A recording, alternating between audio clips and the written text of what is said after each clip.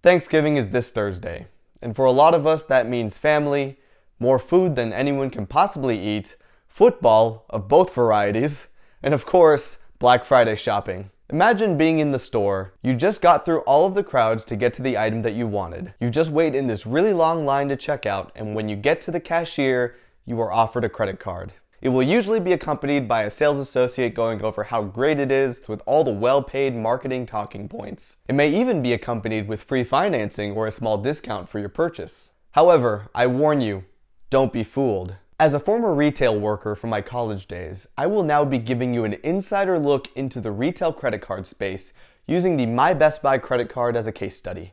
What's up everyone and welcome back to the channel. Before we jump in, it would be a huge favor to me if you could like this video down below, subscribe, and turn on notifications to help me with the YouTube algorithm. Thank you very much for your support. The My Best Buy credit card is still a card that I own, and I have this card for two reasons. The first is because I applied for this card when I was really early in my credit history. Typically, retail cards have a lower bar to entry than most other credit cards. Along with that, they usually give you higher than average spending limits, and of course they come with higher interest rates. The second reason, of course, is because I worked there. When I was employed there, getting customers to apply for these cards was a metric that we were all rated on. In fact, as a sales floor employee, we were given a goal of getting one customer to apply per shift, which of course was already a very difficult task. Our job metrics were tied to these applications, as well as our yearly bonus, so naturally, we were very aggressive in getting customers to apply, even if it wasn't necessarily in their best interest, not like we would know. Every customer, every time. That was the motto that we followed. Best Buy sent us all to a training course. This training course took place in a fancy hotel. We were told to sell the card based on all the benefits it could offer the customer, whether it was the increased rewards or the zero interest financing for their purchase.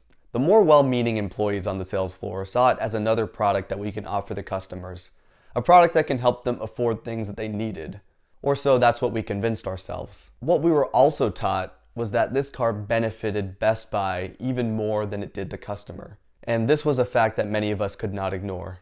The entire card was designed to get the customer to spend more money than they originally intended, from the reward structure to the financing. This whole card was so carefully constructed to look like a good deal to the customer, so good in fact that it looked like Best Buy was just being generous. Little did the customer know though, that this whole card was a trap, even to experienced credit card users. The first pitfall is the rewards multiplier. It is advertised that you get 5% back on your purchases at Best Buy. This sounds a lot like the Amazon card, where we treat the rewards just like cash. To Best Buy, this rewards multiplier was nothing but a lure to force the customer to spend more money or forfeit their rewards altogether. This 5% back wasn't received in the form of cash back. It's received in the form of My Best Buy points.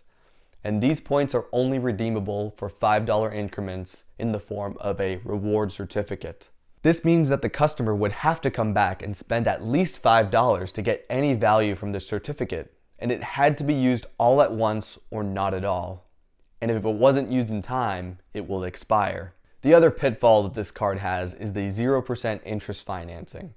First off, this gives the customer a false mentality that they are now able to spend more than they originally were able to afford. After all, this $1,500 MacBook only costs $90 a month now, and now the customer has funds freed up to buy accessories and extended warranties.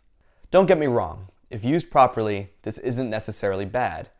I personally used this financing on this card to buy appliances for my new house because I wanted to save what money I had left for an emergency. But this is entirely designed to get the customer to spend more, oftentimes more than they can afford, and thus boosting sales revenue. I haven't even discussed yet how the 0% financing is offered. The financing is offered not as a 0% APR promotion, but as deferred interest. This means that if you don't pay back the loan in time, you will owe the interest as if the interest started accruing from day one. And Citibank doesn't make this easy either. On Citibank's website, they don't even give you the option to auto-pay the correct amount so that you don't have to pay interest. They make you calculate that by yourself. In the end, for deferred interest, it does not matter if you paid off 99% of the purchase. You will still owe interest on 100% of the purchase if you don't complete it in time. Remember that $1,500 MacBook?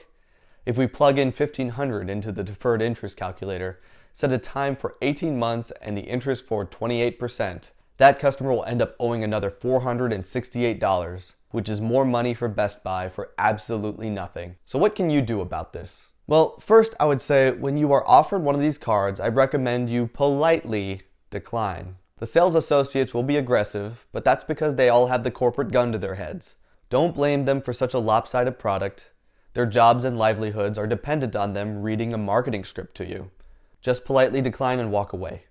All in all, when it comes to the majority of retail credit cards, I can't really recommend that you get them at all, much less at a cash register at the time of purchase. There are plenty of credit cards that offer great rewards at many retailers, like the American Express Blue Cash Every Day, which gets 3% back on online retail purchases. If you are actually in need of financing, most no annual fee credit cards offer 0% APR periods, which I recommend instead because these are actual 0% APR periods rather than deferred interest. And these cards will offer benefits like purchase protection and extended warranties. And you know Best Buy will not be giving that sort of benefit on their credit cards, given that they make a lot of money off of their Geek Squad protection warranties. But what do you think? Do you have any retail credit cards? Let me know in the comments down below.